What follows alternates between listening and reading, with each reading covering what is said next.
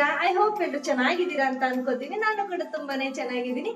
Welcome back to Divya lucky YouTube channel. ನಾನು ನಿಮ್ಮ ಪ್ರೀತಿಯ ದಿವ್ಯಾ. ಸೊ ಇವತ್ತು ನಾನು ಶಾಪಿಂಗ್ಗೆ ಅಂತ ಹೊರಟಿದ್ದೀವಿ. ಶಾಪಿಂಗ್ ಅಂದ್ರೆ ಡ್ರೆಸ್ನ ತಗೊಂಡಿದ್ದೆ, ಅದನ್ನ ಸ್ವಲ್ಪ ಎಕ್ಸ್ಚೇಂಜ್ ಮಾಡಬೇಕಿತ್ತು. ಹಾಗೆ ನಾಳೆ ಹಬ್ಬ ಇರೋದ್ರಿಂದ ಸ್ವಲ್ಪ ಕಾಯಿ, ಹಣ್ಣು, ಹೂವು ಮತ್ತೆ ದವನ ಇದೆಲ್ಲ ತರಬೇಕಲ್ವಾ. ಸೊ ಹಾಗಾಗಿ ಹೊರಟಿದ್ದೀವಿ. ಮೋಹನ್ ಅವರು ಡ್ರೆಸ್ ಕೊಡ್ಸೋದಕ್ಕೆ ಅಷ್ಟು ಇಷ್ಟ ಇರಲಿಲ್ಲ. ನಾನು ಸ್ವಲ್ಪ ಕನ್ವಿನ್ಸ್ ಮಾಡಿ ಕರ್ಕೊಂಡು ಹೋಗ್ತಾ ಇದ್ದೀನಿ. ಏಕೆಂದರೆ ವಿಶಾಲ್ ಮಾರ್ಟಲ್ಲಿ ಮತ್ತೆ ಟ್ರೆಂಡ್ಸಲ್ಲೆಲ್ಲ ಜಾಸ್ತಿ ಕಾಟ ಕೊಟ್ಟಿದ್ದೀನಿ. ಒಂದು ಡ್ರೆಸ್ಸು ತಗೊಳ್ಳೋದಾಗಲಿಲ್ಲ. ಸೊ ಹಾಗಾಗಿ ಮಾಮೂಲಿ ಒಂದು ಶಾಪಲ್ಲಿ ತಗೊಂಡಿದ್ದೆ. ಸೊ ಅದು ದೊಡ್ಡ ಸೈಜ್ನ ತೊಗೊಂಡ್ಬಿಟ್ಟಿದ್ದೀನಿ. ಹಾಗಾಗಿ ಮತ್ತೆ ಅವ್ರನ್ನ ಕರ್ಕೊಂಡು ಹೋಗ್ತಾ ಇದ್ದೀನಿ. ರಿಟರ್ನ್ ಮಾಡಬೇಕು, ಅದು ಎಕ್ಸ್ಚೇಂಜ್ ಮಾಡ್ಕೊಂಡು ಬರೋಣ ಅಂತ.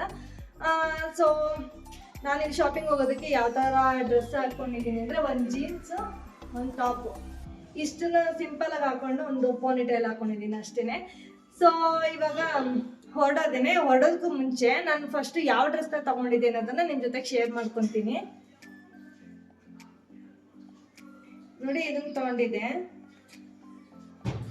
ಸಿಕ್ಕಾಪಟ್ಟೆ ಲೂಸ್ ಆಯ್ತಿತ್ತು. ನೋಡಿ ಎಷ್ಟು ದೊಡ್ಡ ಸೈಜ್ ಅಂದ್ರೆ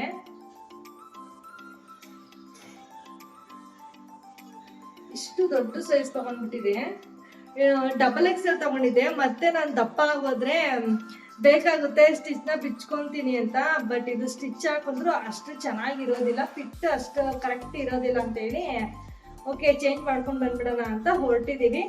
ಸೊ ನೋಡೋಣ, ಆದ್ರೆ ಅಲ್ಲಿ ಕಂಟಿನ್ಯೂ ಮಾಡ್ತೀನಿ ಬ್ಲಾಗ್ನ, ಇಲ್ಲ ಅಂದ್ರೆ ಮನೆಗೆ ಬಂದೆ ಕಂಟಿನ್ಯೂ ಮಾಡ್ತೀನಿ. ಓಕೆನಾ, ಬನ್ನಿ ಹೋಗುವ. ಹಾಯ್ ಡ್ರೆಸ್ನ ಎಕ್ಸ್ಚೇಂಜ್ ಮಾಡ್ಕೊಂಡು ಬಂದ್ವಿ. ಇವಾಗ ಈ ತರ ತಗೊಂಡಿದ್ದೀನಿ ನೋಡಿ, ಈ ತರ. ಇವಾಗ ಇದು ಟ್ರೆಂಡಿಂಗ್ ಅಲ್ಲಿದೆ. ಸೊ ಹಾಗಾಗಿ ಇದನ್ನೇ ತಗೊಳ್ಳೋಣ ಅಂತ ಹೇಳಿ ತಗೊಂಡಿದ್ದೀನಿ. ಇದು 2 ಪೀಸ್ ಸೆಟ್, ತುಂಬಾನೇ ಚೆನ್ನಾಗಿದೆ. ಹಾಗೆ ಇವಾಗ ಸಮ್ಮರ್ ಅಲ್ವಾ, ಸಮ್ಮರ್ಗೆ ತುಂಬಾ ಕಂಫರ್ಟಬಲ್ ಆಗಿರುತ್ತೆ ಅಂತ ಹೇಳಿ ತಗೊಂಡೆ. ಬಟ್ಟೆನೂ ಅಷ್ಟೇ ತುಂಬಾನೇ ಸ್ಮೂತ್ ಆಗಿ ಚೆನ್ನಾಗಿದೆ. ಇಷ್ಟ ಆಯ್ತು. ಈ ಕಲರ್ ನನ್ನ ಹತ್ರ ಇರ್ಲಿಲ್ಲ. ಸೊ ಹಾಗಾಗಿ ಇದನ್ನು ಸಹ ತಗೊಂಡಿದ್ದೀನಿ. ಇನ್ನು ಶಾಪಿಂಗ್ ಅಂತ ಹೇಳಿದ್ರೆ ನಾನು ಹೇಳಿದ್ನಲ್ಲ, ಹೂವು ಅದೆಲ್ಲ ಏನು ತಗೊಳೋದಕ್ಕೆ ಹೋಗ್ಲಿಲ್ಲ. ಯಾಕಂದ್ರೆ ಬೈಪಾಸ್ ಅಲ್ಲಿ ಸಿಕ್ಕಾಪಟ್ಟೆ ರಶ್ ಇತ್ತು. ಒಂದು ಕಾಲ್ ಇಡೋದಕ್ಕೂ ಜಾಗ ಇರ್ಲಿಲ್ಲ. ಅದಲ್ಲದೆ ಕಿಶನ್ನ ಬೇರೆ ಕರ್ಕೊಂಡು ಹೋಗಿದ್ವಲ್ಲ. ಸೊ ಹಾಗಾಗಿ ಬೇಡ, ಮತ್ತೆ ಅವ್ನ ಎತ್ಕೊಂಡು ಅಲ್ಲಿ ಇಲ್ಲಿ ತಿರ್ಗಾಡ್ಕೊಂಡು ಎಲ್ಲ ತಗೊಳೋದಕ್ಕಾಗೋದಿಲ್ಲ. ನೀನು ಏನ್ ಬೇಕೋ ಲಿಸ್ಟ್ ಕೊಡು, ನಾನು ತಗೊಂಡ್ ಬರ್ತೀನಿ ಅಂತ ಹೇಳಿ ನಮ್ಮನ್ನ ಮನೇಲಿ ಬಿಟ್ಟು ಅವ್ರು ಹೋದ್ರು. ಇನ್ನು ಅವರು ಅಲ್ಲಿಂದ ಬರೋ ಅಷ್ಟೊತ್ತಿಗೆ ನಾನು ಏನಾದ್ರು ಸ್ನಾಕ್ಸ್ ರೆಡಿ ಮಾಡೋಣ ಅಂತ ಅನ್ಕೊಂಡೆ. ಇದನ್ನ ಊರಿಗೂ ತಗೊಂಡೋಗ್ಬೇಕು, ಅಮ್ಮರೂರ್ಗೆ ಹೋಗ್ತಾ ಇದ್ದೀನಿ ಅಂತ ಹೇಳಿದ್ನಲ್ಲ. ಸೊ ಹಾಗಾಗಿ ಕೋಡ್ಬಳೆ, ನಿಪ್ಪಟ್ಟು ಏನಾದ್ರು ಮಾಡೋಣ ಅಂತ ಅನ್ಕೊಂಡೆ. ಸದ್ಯಕ್ಕೆ ಈ ಹಬ್ಬದ ಬಿಸಿಲಿ ನಾನು ಕೋಡ್ಬಳೆ ಒಂದೇ ಮಾಡೋದಕ್ಕಾಗೋದು ಅಂತ ಅನ್ಸುತ್ತೆ. ಕಿಶನ್ ಕಿರ್ಚ್ಕೊಂಡಿದ್ದಾನೆ, ಬೈ ಬೈ. ಸೊ ಅದಕ್ಕೆ ಕೋಡ್ಬಳೆ ಮಾಡ್ಕೊಳ್ಳೋಣ ಅಂತ ಎಲ್ಲ ಹೇಳಿ ರೆಡಿ ಮಾಡ್ಕೊತಾ ಇದ್ದೀನಿ. ಅದನ್ನ ಯಾವ ರೀತಿ ಮಾಡೋದು ಅನ್ನೋದು ನಿಮ್ಮ ಜೊತೆಗೆ ಶೇರ್ ಮಾಡ್ಕೊತೀನಿ. ಈಸಿ ರೆಸಿಪಿನೇ. ನಿಮ್ಗೆ ಏನಾದರೂ ಇಷ್ಟ ಆಯಿತು ಅಂದರೆ ನೀವು ಒಂದ್ಸರಿ ಮನೆಯಲ್ಲಿ ಟ್ರೈ ಮಾಡಿ. ಹಾಯ್ ಮಾಡೋರಿಗೆಲ್ಲ hi. I love you madam, I love you. So okay, ಹೀಗೆ ವ್ಲಾಗ್ನ ಕಂಟಿನ್ಯೂ ಮಾಡ್ತೀನಿ. ನಾನಿವಾಗ ಕೋಡ್ಬಳೆ ಮಾಡ್ಕೊಳ್ಳೋಣ ಅಂತ ರೆಡಿ ಮಾಡ್ಕೊತಾ ಇದ್ದೀನಿ. ಒಂದು ಮಿಕ್ಸಿಂಗ್ ಬೌಲ್ನ ತೊಗೊಳ್ಳಿ, ಯಾವುದಾದ್ರೂ ಒಂದು ಗ್ಲಾಸ್ ಅಳತೆನ ತೊಗೊಳ್ಳಿ. ನಾನು ಈ ಗ್ಲಾಸ್ ಅಳತೆನಲ್ಲಿ 1/4 ಗ್ಲಾಸ್ ಆಗೋಷ್ಟು ಚಿರೋಟಿ ರವೆನ ತೊಗೊಂಡಿದ್ದೀನಿ. ಇದೇ ಗ್ಲಾಸ್ ಅಳತೆನಲ್ಲಿ 1 ಗ್ಲಾಸ್ ಆಗೋಷ್ಟು ಮೈದಾ ಹಿಟ್ಟು, ಹಾಗೆ ಒಂದು ಅರ್ಧ ಗ್ಲಾಸ್ ಆಗೋಷ್ಟು ಅಕ್ಕಿ ಹಿಟ್ಟನ್ನ ತೊಗೊಂಡಿದ್ದೀನಿ. ಸ್ವಲ್ಪ ಖಾರನ ಜಾಸ್ತಿನೇ ಹಾಕ್ಕೊತಾ ಇದ್ದೀನಿ. ಇದಾದಮೇಲೆ ರುಚಿಗೆ ತಕ್ಕಷ್ಟು ಉಪ್ಪು, ಹಾಗೆ ಸ್ವಲ್ಪ ಸೋಡಾನ ಹಾಕ್ಕೊತಾ ಇದ್ದೀನಿ. ಇದಾದಮೇಲೆ ಈ ಥರ ಅಜ್ವಾಯಿನ ಉಜ್ಜಿ ಹಾಕ್ಕೊತಾ ಇದ್ದೀನಿ. ಈ ಥರ ಉಜ್ಜಿ ಹಾಕೋದ್ರಿಂದ ಫ್ಲೇವರ್ ಚೆನ್ನಾಗಿ ಬಿಡುತ್ತೆ, ಹಾಗೆ ತಿನ್ನೋವಾಗಂತೂ ತುಂಬಾ ರುಚಿಯಾಗಿರುತ್ತೆ. ಸೊ ಹಾಗಾಗಿ ಈ ಥರ ಉಜ್ಜಿನೇ ಹಾಕ್ಕೊತಾ ಇದ್ದೀನಿ. ಡೈರೆಕ್ಟಾಗಿ ಹಾಕೋದಕ್ಕೆ ಹೋಗ್ಬೇಡಿ, ಈ ಥರನೇ ಹಾಕ್ಕೊಳ್ಳಿ. ಇದಾದಮೇಲೆ ನಾನು ಸ್ವಲ್ಪ ಮಿಕ್ಸ್ನ ಮಾಡ್ಕೊತಾ ಇದ್ದೀನಿ, ಅಂದರೆ ಡ್ರೈ ಮಿಕ್ಸ್ ಮಾಡ್ಕೊತಾ ಇದ್ದೀನಿ. ಇದೆಲ್ಲ ಹಾಕಿದ್ಮೇಲೆ ಏನೂ ಹಾಕ್ಕೊಂಡಿಲ್ಲ. ಸೊ ನಾವಿಲ್ಲಿ ಏನೇನು ಹಾಕಿದ್ದೀವಿ, ಅಕ್ಕಿ ಹಿಟ್ಟು, ಮೈದಾ ಹಿಟ್ಟು, ರವೆ ಮತ್ತು ಉಪ್ಪು, ಖಾರ ಎಲ್ಲನೂ ಹಿಡಿಬೇಕಲ್ವ. ಸೊ ಹಾಗಾಗಿ ಒಂದ್ಸಲ ಈ ಥರ ಡ್ರೈ ಮಿಕ್ಸ್ನ ಮಾಡ್ಕೊತಾ ಇದ್ದೀನಿ. ಈ ಥರ ಡ್ರೈ ಮಿಕ್ಸ್ ಆದಮೇಲೆ ಚೆನ್ನಾಗಿ ಕಾದಿರೋ ಅಂತಹ ಎಣ್ಣೆನ ಹಾಕ್ಕೊತಾ ಇದ್ದೀನಿ. ಈ ಎಣ್ಣೆ ಹಾಕೋದ್ರಿಂದ ಕೋಡ್ಬಳೆ ಕ್ರಿಸ್ಪಿಯಾಗಿ ಬರುತ್ತೆ, ಹಾಗೆ ಸಾಫ್ಟಾಗಿ ಚೆನ್ನಾಗಿರುತ್ತೆ. ನಿಮಗೆ ಎಣ್ಣೆ ಇಷ್ಟ ಇಲ್ಲ, ಎಣ್ಣೆ ಬೇಡ ಅನ್ನೋದಾದರೆ ನೀವು ತುಪ್ಪನಾದರೂ ಹಾಕ್ಕೊಳ್ಬೋದು, ಇಲ್ಲಾಂದರೆ ಬೆಣ್ಣೆನಾದರೂ ಹಾಕ್ಕೊಳ್ಬೋದು. ನೀವೇನೇ ಹಾಕ್ಕೊಂಡ್ರೂ ಸ್ವಲ್ಪ ಬಿಸಿ ಮಾಡಿನೇ ಹಾಕ್ಕೊಳ್ಳಿ. ನಾವು ಎಣ್ಣೆನ ಯಾವ ಥರ ಕಾಯಿಸಿ ಹಾಕ್ಕೊಳ್ಬೇಕು ಅಂದರೆ, ಈ ಹಿಟ್ಟಿಗೆ ಹಾಕಿದ ತಕ್ಷಣ ಅದು ಚರ್ರ ಅಂತ ಸೌಂಡ್ ಬರಬೇಕು, ನೊರೆ ನೊರೆ ಥರ ಬರಬೇಕು. ಸೊ ಅಷ್ಟು ಕಾಯಿಸಿ ಹಾಕ್ಕೊಳ್ಳಿ. ಅದು ಹಾಕಿದ ತಕ್ಷಣ ಯಾರೂ ಹಾಗೆ ಡೈರೆಕ್ಟಾಗಿ ಕೈ ಇಡೋದಕ್ಕೆ ಹೋಗ್ಬಿಡಿ, ಏಕೆಂದರೆ ಎಣ್ಣೆ ಬಿಸಿ ಇರುತ್ತೆ. ಹಾಗಾಗಿ ಸ್ವಲ್ಪ ಸ್ಪೂನಲ್ಲೇ ಚೆನ್ನಾಗಿ ಮಿಕ್ಸ್ ಮಾಡ್ಕೊಳ್ಳಿ. ನಾವು ಯಾವ ಥರ ಮಿಕ್ಸ್ ಮಾಡಬೇಕು ಅಂದರೆ, ನಾವು ಹಾಕಿರೋ ಎಲ್ಲ ಪದಾರ್ಥನೂ ಒಂದಕ್ಕೊಂದು ಕಣಕ್ಕೂ ಅದು ಮಿಕ್ಸ್ ಆಗಬೇಕು, ಅಷ್ಟು ಚೆನ್ನಾಗಿ ಮಿಕ್ಸ್ ಮಾಡಬೇಕು. ಇಲ್ಲ ಅಂದರೆ ಟೇಸ್ಟ್ ಚೆನ್ನಾಗಿರಲ್ಲ. ನಾವಿಲ್ಲಿ ಏನೇನು ಹಾಕಿದ್ದೇವೆ ಅದನ್ನು ಹಾಕ್ಬಿಟ್ಟು ಡೈರೆಕ್ಟಾಗಿ ನೀರು ಹಾಕಿ ಕಲಸಿಟ್ಕೊಂಡ್ರೆ ಅದೊಂಚೂರು ರುಚಿ ಇರಲ್ಲ. ಸೊ ಹಾಗಾಗಿ ಎಲ್ಲ ಮಿಶ್ರಣನೂ ಚೆನ್ನಾಗಿ ಮಿಕ್ಸ್ ಆಗೋ ಥರ ಈ ಥರ ಪುಡಿಯಾಗಿ ಕಲಸಿ ಇಟ್ಕೊಳ್ಬೇಕು. ಸೊ ಈ ಕೋಡ್ಬಳೆ ಅಂತೂ ನಿಜವಾಗ್ಲೂ ಒಂದು ಸರಿ ತಿಂದರೆ ಇನ್ನೂ ತಿನ್ನಬೇಕು ಅನಿಸ್ತಾ ಇರುತ್ತೆ, ಅಷ್ಟು ಚೆನ್ನಾಗಿರುತ್ತೆ. ಈ ಥರ ಮಿಕ್ಸ್ ಮಾಡ್ಕೊಂಡಿದ್ದು ಆದಮೇಲೆ ಸ್ವಲ್ಪನೇ ನೀರನ್ನ ಹಾಕ್ಕೊಂಡು ಕಲಸಿಟ್ಕೋಬೇಕಾಗುತ್ತೆ. ನೀವು ಒಂದೇ ಸಲ ನೀರನ್ನ ಹಾಕ್ಕೊಂಡು ಕಲಸಿದ್ರೆ ಅದೊಂಥರ ಗಂಟಾಗ್ಬಿಡುತ್ತೆ, ಒಂಚೂರು ಲಮ್ಸ್ ಇಲ್ದಂಗೆ ನೀಟಾಗಿ ಕಲಿಸ್ಕೋಬೇಕಲ್ವ. ಸೊ ಹಾಗಾಗಿ ಚೂರೇ ನೀರನ್ನ ಹಾಕ್ಕೊಂಡು ನೀಟಾಗಿ ಎಲ್ಲನೂ ಮಿಕ್ಸ್ ಮಾಡ್ಕೊಳ್ಬೇಕು, ಆವಾಗಲೇ ರುಚಿ ಚೆನ್ನಾಗಿ ಬರೋದು. ಸೊ ಹಾಗಾಗಿ ನಾನು ಒಂದು ಸ್ವಲ್ಪನೇ ನೀರನ್ನ ಹಾಕ್ಕೊಂಡು ಎಲ್ಲನೂ ಈ ಥರ ಮಿಕ್ಸ್ ಮಾಡ್ಕೊತಾ ಇದ್ದೀನಿ.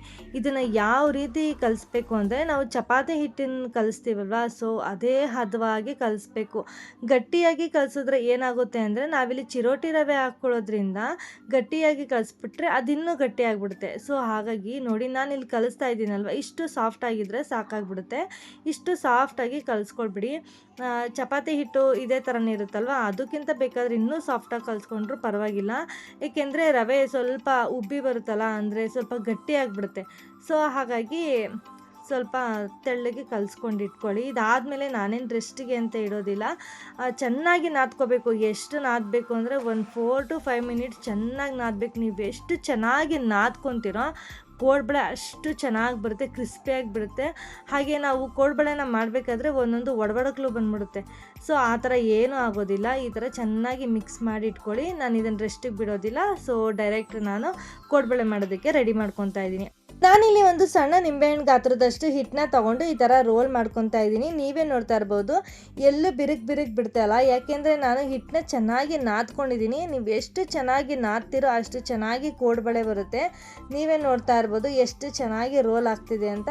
ನೀವೆಲ್ಲರೂ ನೋಡಿರ್ತೀರ ಬೇಕ್ರಿಗಳಲ್ಲಿ ಕೋಡ್ಬಳೆ ಯಾವ ಶೇಪಲ್ಲಿ ಇರುತ್ತೆ, ಎಷ್ಟು ದಪ್ಪನಾಗಿರುತ್ತೆ ಅಂತ. ಸೊ ಅಷ್ಟು ದಪ್ಪವಾಗೂ ಇರಲ್ಲ, ಅಷ್ಟು ತೆಳುವಾಗೂ ಇರಲ್ಲ, ಒಂದು ಮೀಡಿಯಮ್ ಆಗಿರುತ್ತೆ. ಸೊ ಅಷ್ಟಕ್ಕೆ ನಾನು ರೋಲ್ ಮಾಡ್ಕೊತಾ ಇದ್ದೀನಿ, ಅಂದರೆ ಒಂದು ಮೀಡಿಯಮ್ ಸೈಜ್ನಲ್ಲೇ ಮಾಡೋಣ ಅಂತ ಹೇಳಿ. ಸೊ ಇವಾಗ ನೋಡಿ ರೋಲ್ ಆಗಿದೆ. ಇವಾಗ ನಾನು ನನ್ನ ತೋರ್ಬೆರಳಿನ ಸಹಾಯದಿಂದ ಈ ಕೋಡ್ಬಳೆನ ರೆಡಿ ಮಾಡ್ಕೊತಾ ಇದ್ದೀನಿ. ಏಕೆಂದರೆ ಕೋಡ್ಬಳೆ ಎಲ್ಲನೂ ಒಂದೇ ಶೇಪಲ್ಲಿ ಒಂದೇ ಸೈಜಲ್ಲಿ ಇರಬೇಕು. ಸೊ ಹಾಗಾಗಿ ನಾನು ನನ್ನ ಈ ಫಿಂಗರ್ನ ಯೂಸ್ ಮಾಡಿಕೊಂಡು ಕೋಡ್ಬಳೆನ ರೆಡಿ ಮಾಡ್ಕೊತಾ ಇದ್ದೀನಿ. ನಿಮ್ಗೆ ಯಾವ ಸೈಜಲ್ಲಿ ಬೇಕೋ ಆ ಸೈಜಲ್ಲಿ ಮಾಡ್ಕೊಬೋದು. ನಾನಿಲ್ಲಿ ಬೇಕ್ರಿ ಶೈಲಿಯಲ್ಲಿ ಚಿಕ್ಕ ಕೋಡ್ಬಳೆ ಮಾಡ್ತಿರೋದ್ರಿಂದ ನಾನು ಈ ಥರ ಕೋಡ್ಬಳೆನ ಮಾಡ್ಕೊತಾ ಇದ್ದೀನಿ. ಈ ಥರ ಮಾಡೋದ್ರಿಂದ ರುಚಿ ಚೆನ್ನಾಗಿ ಬರುತ್ತೆ. ಜಾಸ್ತಿ ದೊಡ್ಡ ಮಾಡೋದಕ್ಕಿಂತ ಈ ಥರ ಒಂದ್ಸರಿ ಟ್ರೈ ಮಾಡಿ ನೋಡಿ, ತುಂಬಾ ರುಚಿಯಾಗಿ ಚೆನ್ನಾಗಿ ಬರುತ್ತೆ. ಸೊ ಹಾಗಾಗಿ ನಾನು ನೋಡಿ ಎಲ್ಲ ಕೋಡ್ಬಳೆನೂ ಇದೇ ಥರನೇ ರೆಡಿ ಮಾಡ್ಕೊತಾ ಇದ್ದೀನಿ. ನಮ್ಮನೇಲಿ ಎಲ್ರಿಗೂ ಈ ಥರ ಪುಟಾಣಿ ಕೋಡ್ಬಳೆಗಳಂದರೆ ತುಂಬಾ ಇಷ್ಟ. ಅದರಲ್ಲೂ ನನಗೂ ತುಂಬ ಇಷ್ಟ ಆಗುತ್ತೆ, ಲಕ್ಷ್ಯಗೂ ಇಷ್ಟ ಆಗುತ್ತೆ. ಸೊ ಹಾಗಾಗಿ ಈ ಥರ ಕೋಡ್ಬಳೆನೆಲ್ಲ ರೆಡಿ ಮಾಡ್ಕೊತಾ ಇದ್ದೀನಿ. ಅದರಲ್ಲೂ ಈಗ ಸಮ್ಮರ್ ಬೇರೆ ಸ್ಟಾರ್ಟ್ ಆಗಿಬಿಟ್ಟಿದೆಯಲ್ವ, ಎಲ್ಲ ಮಕ್ಳಿಗೂ ರಜೆ ಇರುತ್ತೆ, ಮನೆ ಹತ್ರ ಇರ್ತಾರೆ. ಅವ್ರಿಗೆ ಅದು ಇದು ಅನ್ಹೆಲ್ದಿ ಫುಡ್ ಕೊಡೋದಕ್ಕಿಂತ ಮನೆಯಲ್ಲೇ ನಾವೇ ನಮ್ಮ ಕೈಯಾರ ಮಾಡಿ ಕೊಟ್ಟರೆ ಅವ್ರಿಗೂ ತುಂಬಾ ಖುಷಿ ಆಗುತ್ತೆ. ಹಾಗೆ ಅವ್ರನ್ನೂ ಇದರಲ್ಲೆಲ್ಲ ಇನ್ವಾಲ್ವ್ ಮಾಡ್ಕೊಳ್ಳೋದಕ್ಕೆ ಹೋಗ್ಬಿಡಿ, ಏಕೆಂದರೆ ಎಣ್ಣೆ ಎಲ್ಲ ಇರುತ್ತಲ್ವ. ಸೊ ಅದು ಸ್ವಲ್ಪ ಡೇಂಜರಸ್ ಆಗಿರುತ್ತೆ. ಅವ್ರಿಗೆ ಏನು ಬೇಕೋ ಅದನ್ನು ಕೇಳಿ ಮಾಡ್ಕೊಂಡು ಕೊಡಿ. ಅಂಗಡಿನಲ್ಲಿ ಬೇಕ್ರಿನಲ್ಲೆಲ್ಲ ಯಾವ ಥರ ಆಯಿಲ್ನ ಯೂಸ್ ಮಾಡಿರ್ತಾರೋ ಗೊತ್ತಿಲ್ಲ. ನಾವು ಒಂದು ಸರಿ ಯೂಸ್ ಮಾಡಿರೋದನ್ನ ಜಾಸ್ತಿ ಸರಿ ಯೂಸ್ ಮಾಡೋದಿಲ್ಲ. ಸೊ ಹಾಗಾಗಿ ಅಷ್ಟೊಂದೇನು ಪ್ರಾಬ್ಲಮ್ ಆಗೋದಿಲ್ಲ. ನೋಡಿ ಇವಾಗ ನೋಡ್ತಾ ಇರ್ಬೋದು ನಾನು ಎಷ್ಟು ಚೆನ್ನಾಗಿ ರೆಡಿ ಮಾಡ್ಕೊಂಡಿದ್ದೀನಿ ಅಂತ. ಆದಷ್ಟು ಯಾರನ್ನಾದ್ರೂ ಸಹಾಯಕ್ಕೆ ಇಟ್ಕೊಂಡು ಈ ಥರ ಕೋಡ್ಬಳೆನ ರೆಡಿ ಮಾಡ್ಕೊಳ್ಳಿ. ಒಬ್ಬರೇ ಅಂದರೆ ತುಂಬಾ ಲೇಟ್ ಆಗಿಬಿಡುತ್ತೆ. ಹಾಗೆ ಇಲ್ಲಿ ಎಣ್ಣೆನ ಕಾಯೋದಕ್ಕೆ ಅಂತ ಇಟ್ಟಿದೆ. ಇದು ಜಾಸ್ತಿ ಬಿಸಿ ಆಗೋದು ಬೇಡ, ಸ್ವಲ್ಪ ಬಿಸಿ ಆದರೆ ಸಾಕು. ನೋಡಿ ಈ ಥರ ಕೋಡ್ಬಳೆ ಹಾಕಿದ ತಕ್ಷಣ ಜಸ್ಟ್ ಈ ಥರ ಬಬಲ್ಸ್ ಬರೋಷ್ಟು ಕಾಯಿಸ್ಕೊಳ್ಳಿ. ಜಾಸ್ತಿ ಕಾದಿದ್ರೆ ಕೋಡ್ಬಳೆ ಹಾಕಿದ ತಕ್ಷಣ ಅದು ಸೀದೋಗೋ ಅಂದರೆ ಕಲರ್ ಚೇಂಜ್ ಆಗಿಬಿಡುತ್ತೆ. ಆವಾಗ ನಾವೇನು ಅಂದ್ಕೊಳ್ತೀವಿ, ಓ ಇದು ಆಗಿದೆ ಕೋಡ್ಬಳೆ ರೆಡಿ ಆಗಿದೆ ಅಂತ ಎತ್ಬಿಡ್ತೀವಿ. ಆವಾಗ ಒಳಗಡೆ ಎಲ್ಲ ಬೆಂದಿರುತ್ತೆ, ಒಂದೊಂದು ಬೆಂದಿರೋದಿಲ್ಲ. ಸೊ ಹಾಗಾಗಿ ಸ್ವಲ್ಪ ಎಣ್ಣೆ ಕಾವನ್ನ ಉರಿನ ಕಡಿಮೆ ಇಟ್ಕೊಂಡು ಎಣ್ಣೆನ ಬೇಯಿಸ್ಕೊಳ್ಳಿ. ಇದಾದಮೇಲೆ ಕೋಡ್ಬಳೆನ ಒಂದೊಂದೇ ಹಾಕ್ಕೊಳ್ಳಿ. ಇದಾದಮೇಲೂ ಅಷ್ಟೇ ಫ್ಲೇಮ್ನ ಫುಲ್ಲು ಕಡಿಮೆ ಇಟ್ಕೊಂಡೇ ಬೇಯಿಸ್ಕೋಬೇಕು. ಹೈ ಫ್ಲೇಮು ಕೊಟ್ಬಿಡಿ, ಮೀಡಿಯಮ್ ಆಗಿ ಕೊಟ್ಬೇಡಿ, ಲೋ ಫ್ಲೇಮಲ್ಲೇ ಕೊಟ್ಕೊಳ್ಳಿ. ಲೋ ಫ್ಲೇಮಲ್ಲಿ ಕೊಟ್ಟು ಈ ಥರ ಒಂದು 10 ಮಿನಿಟ್ಸ್ ಆಗ್ಬೋದು, 5 to 10 ಮಿನಿಟ್ಸ್ ಆಗುತ್ತೆ. ಇದನ್ನೆಲ್ಲ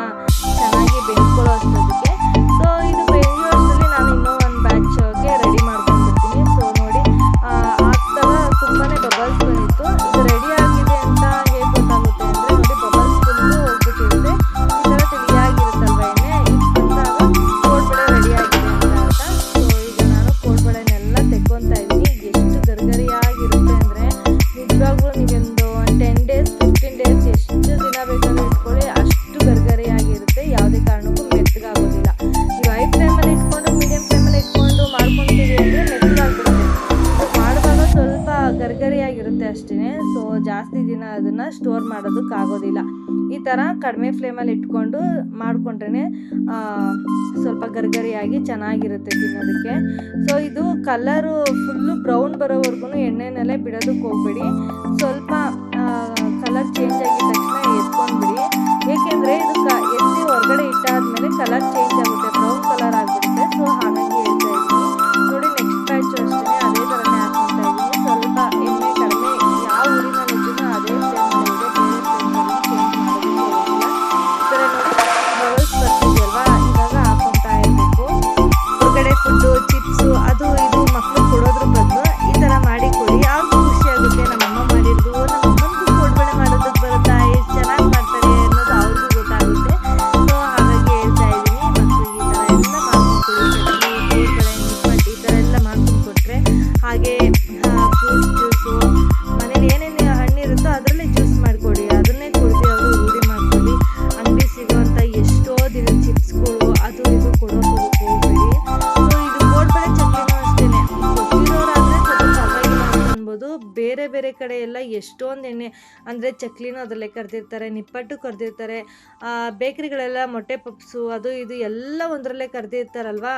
ಆವಾಗ ಮಕ್ಳಿಗೆ ಏನಾಗುತ್ತೆ, ಕೆಮ್ಮು ಅದು ಇದು ಗಂಟ್ಲು ಕಟ್ಕೊಳ್ಳೋದು ಈ ಥರ ಎಲ್ಲ ಆಗಿಬಿಡುತ್ತೆ. ನಾವಂದರೆ ಒಂದೇ ಎಣ್ಣೆ, ಈ ಎಣ್ಣೆ ಯೂಸ್ ಮಾಡಿದಾದಮೇಲೆ ನಾವು ಯಾವುದಾದ್ರೂ ಅಡುಗೆಗೆ ಯೂಸ್ ಮಾಡ್ಕೊಂಡ್ಬಿಡ್ತೀವಲ್ವಾ. ಸೊ ಹಾಗಾಗಿ ಹೇಳ್ತಾ ಇದ್ದೀನಿ. ಇದೆಲ್ಲ ಆದಮೇಲೆ ಕೋಡ್ಬಳೆ ಎಲ್ಲ ಆಯಿತು. ಸೊ ಆಗಲೇ 10 ಗಂಟೆ 10 ಕಾಲು ಆಗಿತ್ತು. ನಾಳೆ ಹಬ್ಬಕ್ಕೆ ಅಂತ ಹೇಳಿ ಡ್ರೆಸ್ನ ಸ್ಟಿಚ್ ಮಾಡಿಸೋದಿತ್ತಲ್ವ, ಹಾಗಾಗಿ ಹೊರಟಿದ್ದೀನಿ. ದೂರ ಹೋಗೋ ಅಗತ್ಯ ಇಲ್ಲ, ಇಲ್ಲೇ ನಮ್ಮ ಮನೆ ಆಪೋಸಿಟೇ ಇರೋದ್ರಿಂದ ಮೋಹನ್ ಅವ್ರು ಅಲ್ಲೇ ನಿಂತಿದ್ರು. ಹಾಗೆ ಹೋಗಿ ಸ್ಟಿಚ್ನೆಲ್ಲ ಹಾಕಿಸ್ಕೊಂಡು ಮನೆಗೆ ಬಂದೆ.